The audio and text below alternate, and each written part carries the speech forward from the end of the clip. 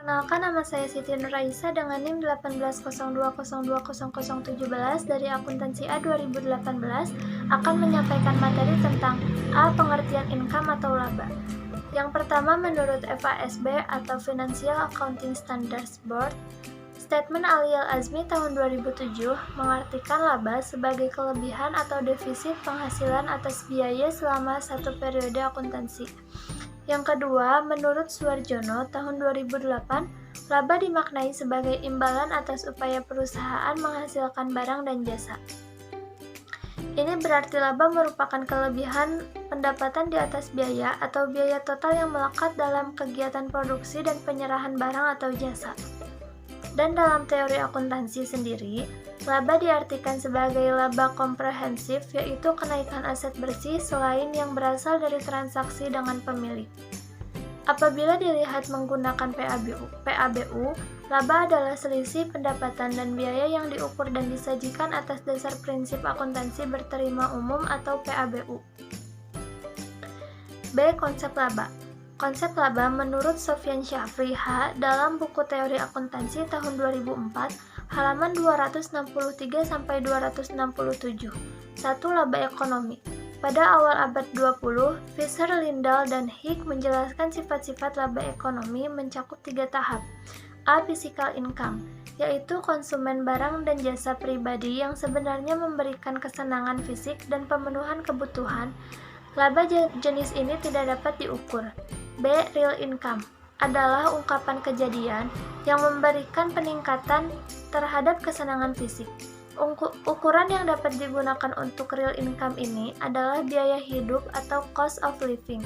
Dengan kata lain, kepuasan timbul karena kesenangan fisik yang timbul dari keuntungan yang diukur dengan pembayaran uang yang dilakukan untuk membeli barang dan jasa sebelum dan sesudah dikonsumsi. C. Money income merupakan hasil uang yang diterima dan dimaksudkan untuk konsumsi memenuhi kebutuhan hidup. Menurut Fisher, real income lebih dekat pada pengertian akuntansi tentang income. Lindahl menganggap konsep laba sebagai interest, yaitu merupakan penghargaan yang terus-menerus terhadap barang modal sepanjang waktu. Perbedaan antara interest dengan konsumsi yang diharapkan pada periode tertentu dianggap sebagai saving, sehingga laba dianggap sebagai konsumsi tambah saving. 2. Laba akuntansi atau accounting income. Accounting income adalah perbedaan antara realisasi penghasilan yang berasal dari transaksi perubahan pada periode tertentu dikurangi dengan biaya yang dikeluarkan untuk mendapatkan penghasilan itu. SFAC atau Statement of Financial Accounting Concept 1, Ali Al-Azmi tahun 2007 mengasumsikan bahwa laba akuntansi merupakan ukuran yang baik dari kinerja suatu perusahaan dan bahwa laba akuntansi dapat digunakan untuk meramalkan arus kas masa depan. Perkenalkan, nama saya Deva Mutia Sinta, NIM 1802020001. Saya akan menjelaskan mengenai karakteristik income. Dari berbagai definisi laba dapat disimpulkan bahwa laba secara konseptual memiliki karakteristik umum. Yang pertama, kenaikan kemakmuran yang dimiliki atau dikuasai suatu entitas. Yang kedua, perubahan terjadi dalam suatu periode hingga harus diidentifikasi kondisi kemakmuran awal dan kondisi kemakmuran akhir. Dan yang terakhir, perubahan dapat dinikmati, didistribusi atau ditarik oleh entitas yang menguasai kemakmuran, asalkan kemakmuran itu sendiri yang awalnya dapat dipertahankan. Kemakmuran dapat berupa aset bersih perusahaan, modal pemegang saham, kekayaan, investasi, sumber daya ekonomi, atau apapun yang dapat dinilai dengan uang. Nama saya Siti Nurmanasari, NIM 1802020007 dari kelas akuntansi A 2018, akan menjelaskan mengenai pengakuan income. Pada umumnya, pengakuan income dari transaksi penjualan ada dua cara, yaitu pertama, metode laba diakui pada periode penjualan atau yang disebut dengan accrual basic. Yang kedua, metode laba kotor diakui proporsional sesuai dengan penerimaan kas atau yang disebut dengan cash basic. Pertama, metode laba diakui pada periode penjualan. Apabila metode ini digunakan, maka penjualan diperlakukan sama seperti penjualan biasa atau transaksi penjualan kredit. Laba diakui pada saat terjadinya penjualan ditandai dengan timbulnya piutang atau tagihan kepada pembeli. Ketentuan metode ini adalah sebagai berikut. Yang pertama, laba diakui sebelumnya pada periode di mana penjualan dilakukan. Yang kedua, pada tahun berikutnya tidak diakui adanya laba tetapi hanya mencatat penerimaan kas dan mengurangi piutang. Yang ketiga, hasil penagihan atau pembayaran setelah tahun penjualan dianggap sebagai pengembalian pokok piutang angsuran. Yang keempat, apabila konsumen dibebani bunga, maka pencatatan atas bunga dilakukan dengan mengakui pendapatan bunga. Selanjutnya yang kedua, metode laba kotor diakui proporsional sesuai dengan penerimaan kas. Pada metode ini, laba kotor diakui secara proporsional sebesar persentase laba kotor dibandingkan dengan jumlah uang kas yang diterima. Metode ini banyak digunakan oleh perusahaan yang menerapkan penjualan angsuran dalam jangka waktu lebih dari periode akuntansi. Nama saya Siti Asia, NIM 1802020005, kelas akuntansi A 2018. Di sini saya akan mencoba memaparkan materi tentang pengukuran income atau pengukuran terhadap laba. Merupakan penentu jumlah rupiah laba yang dicatat dan disajikan dalam laporan keuangan. Pengukuran besarnya laba sangat tergantung pada besarnya pendapatan dan biaya, karena laba merupakan bagian dari pendapatan. Maka, konsep penghimpunan realisasi pendapatan juga berlaku terhadap laba. Dengan demikian, perlakuan akuntansi terhadap laba tidak akan menyimpang dari perlakuan akuntansi terhadap pendapatan.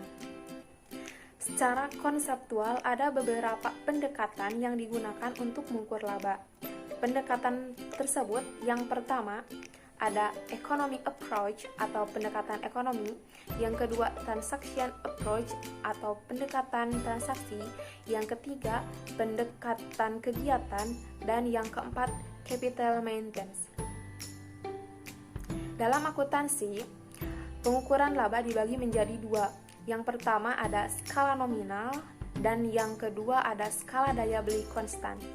Skala nominal unit pengukuran yang digunakan dalam skala pengukuran nominal adalah jumlah rupiah atau nominal yang telah terjadi dan dicatat dalam akuntansi tanpa memperhatikan perubahan daya beli.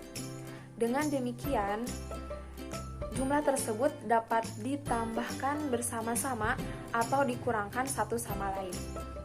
Dan yang kedua, skala daya beli konstan. Unit pengukuran yang digunakan adalah unit moneter yang nilainya dinyatakan dalam bentuk daya beli. Oleh karena itu, daya beli uang berbeda. Maka, unit moneter dengan indikator nilai atas dasar skala daya beli konstan, unit moneter diubah dengan menggunakan indeks tertentu. Atas dasar skala ini, semua nilai atau rupiah dapat menunjukkan daya beli yang sama. Perkenalkan, nama saya Nisa Masito, NIM 18020200009. Saya di sini akan menjelaskan mengenai penyajian income. Laporan laba rugi terdiri dari dua unsur. Yang pertama, penghasilan atau income, dan yang kedua, beban atau expense. Terdapat berbagai jenis beban seperti beban gaji, beban iklan, beban penyusutan, dan lain-lain. Dalam menyajikan laporan laba rugi, terdapat dua format. Yang pertama, single step form. Single step form adalah menggabungkan semua penghasilan ke dalam satu kelompok dan semua biaya ke dalam satu kelompok.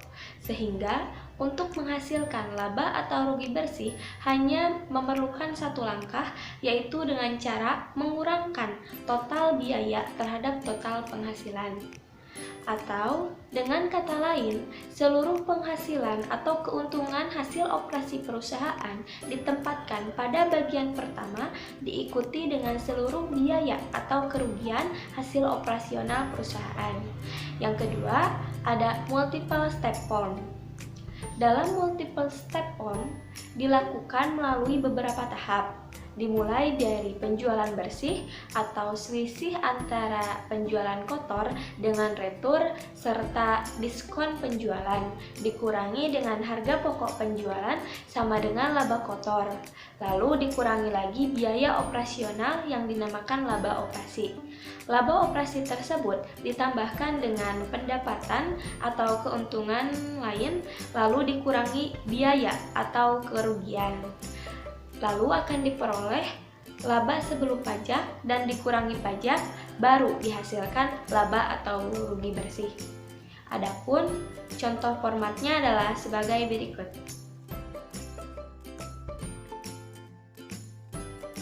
Perkenalkan, nama saya Muhammad Farhan Aji, NIM 1802020004.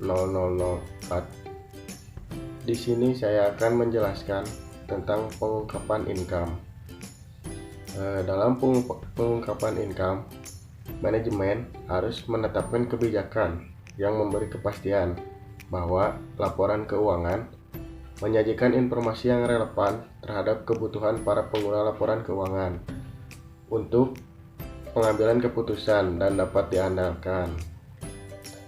Adapun beberapa pengertiannya, yaitu diantaranya 1. Mencerminkan kejujuran dalam penyajian hasil dan posisi keuangan perusahaan. Yang kedua, menggambarkan substansi ekonomi dari suatu kejadian atau transaksi dan tidak semata-mata bentuk badan hukumnya. Yang ketiga, yaitu netral, bebas dari keberpihakan dari satu pihak ke pihak yang lainnya. Yang keempat, mencerminkan kehati-hatian dan ketelitian. Yang terakhir itu yang kelima, mencakup hal yang material. Terima kasih. Mohon maaf bila ada kesalahan dalam penyampaiannya.